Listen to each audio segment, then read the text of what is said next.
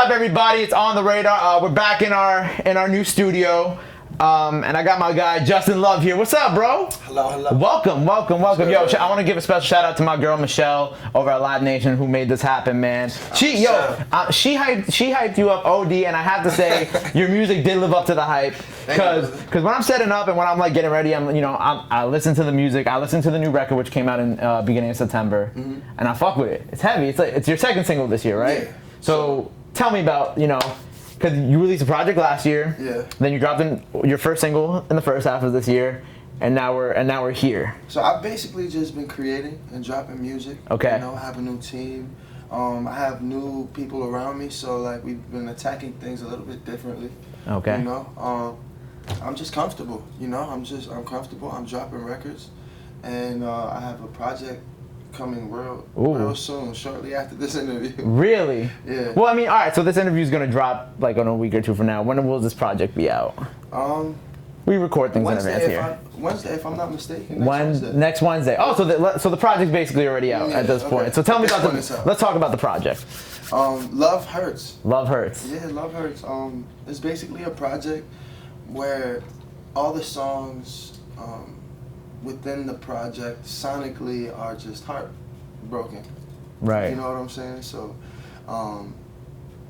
every song is about a split up, breakup, just the downsides. Just the shitty sides of a relationship, essentially. Yeah. So tell me, did you go through some shit recently? Is that why you putting this project out, or? Not recently. Well, when I did create the records, they were all pretty much inspired by some bad times that I had in a prior relationship. Okay. So I used that to just influence pretty much majority of the records you'll hear on the project. And the project, I'm assuming, is all you. Yeah. It's all you. Yeah, I wrote everything on the project myself. Did you produce everything by yourself? No, I didn't.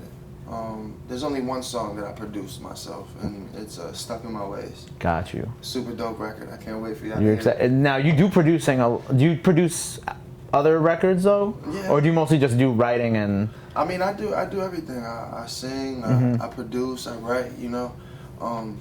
Whatever gets picked up gets picked up. Right. I just love the creative process of music in its whole. Right. And you're Grammy nominated. Yeah. For H.E.R.'s Focus. God bless. Yes. How did that? I'm sure you've been asked this a million times, and I'm sorry that I'm asking you again. But I want to know because it's in your bio. Yeah. I gotta ask, how did H.E.R.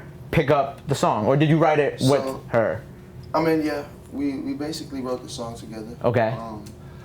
But how it all came about, I was stressed one day in Jersey. The area I was in at the time, I could just take a bus right over to 42nd Street. Right. And that's what I did. I was just walking around, and I was stressed.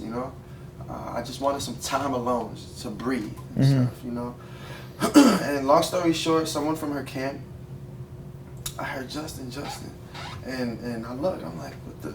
And it's some dude, and he's like pressing me to come upstairs. He's like, I got this artist you need to work with. Right. And this is like when she was on tour with like Bryson Tiller, and she was still coming up. It was before that? I think it was before that. Wow.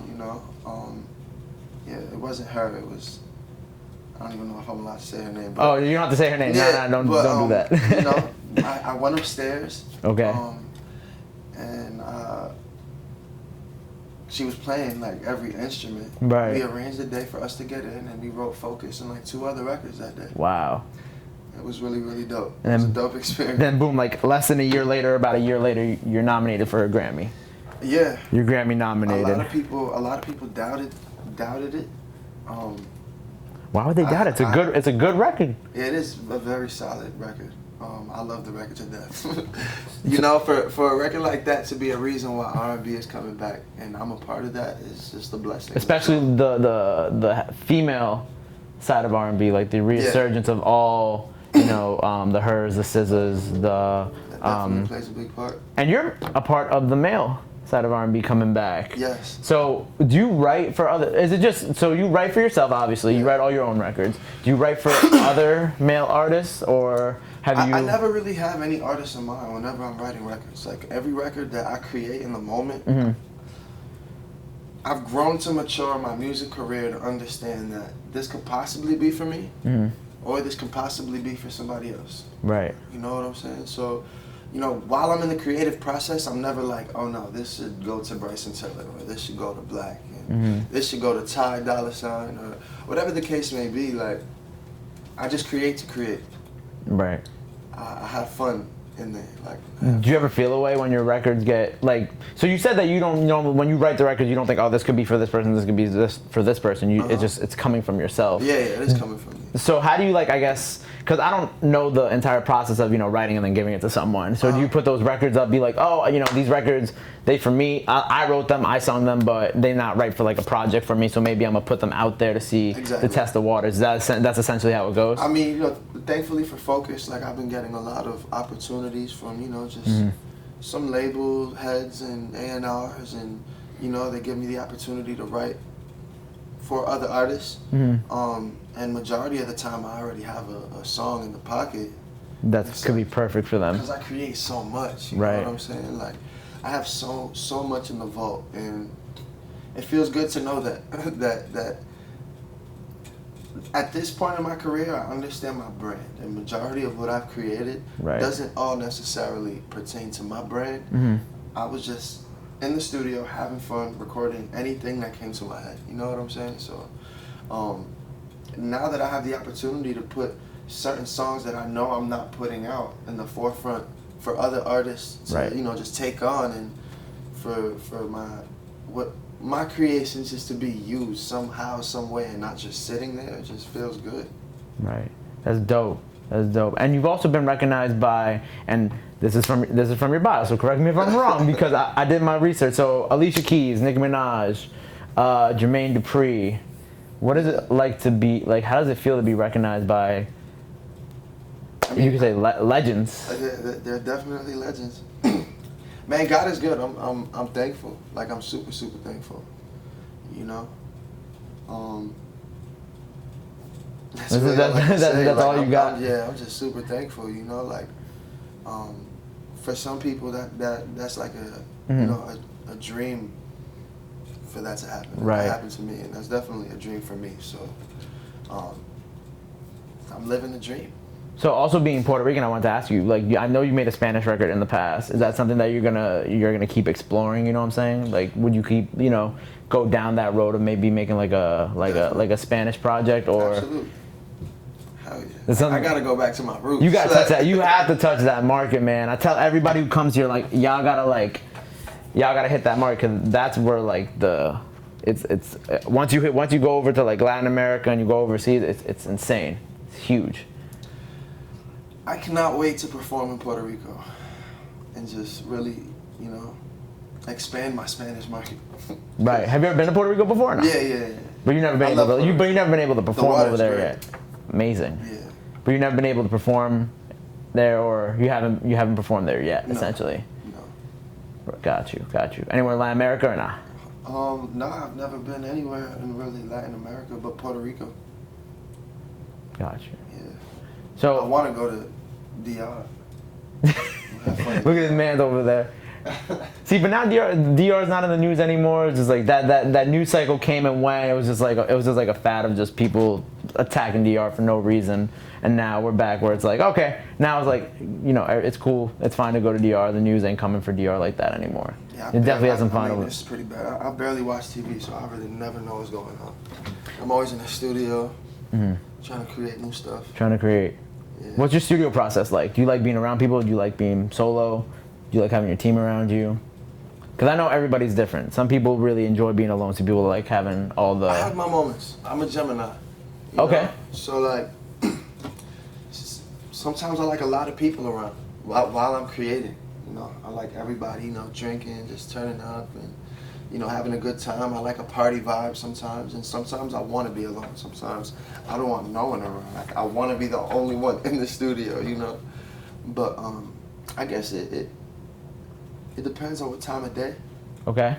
If it's early, I don't really care for too many people to be around. But if it's late, I'm bringing the club to the studio. I mean, it sounds like a good time. Like a good time. So with this new project out now, what's next for you? What we got coming up after this? You going on tour? Yeah, definitely.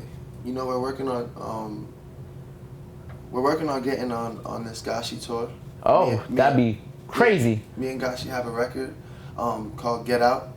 It's a super big record, super funky record. Like That'd be enormous for you to go on tour with him. Yeah, it would definitely be a blessing, you know.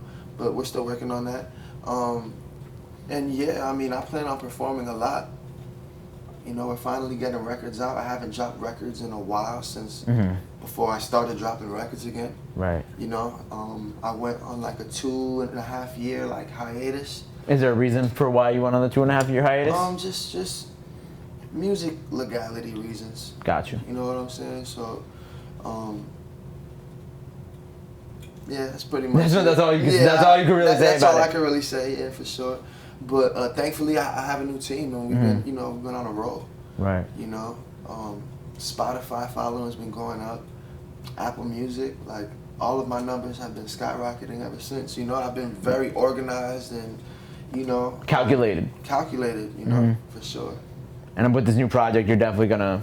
I'm just excited to just drop the music, you know. Just to be back out there. Yeah, just to be back and give my fans what they deserve, you know.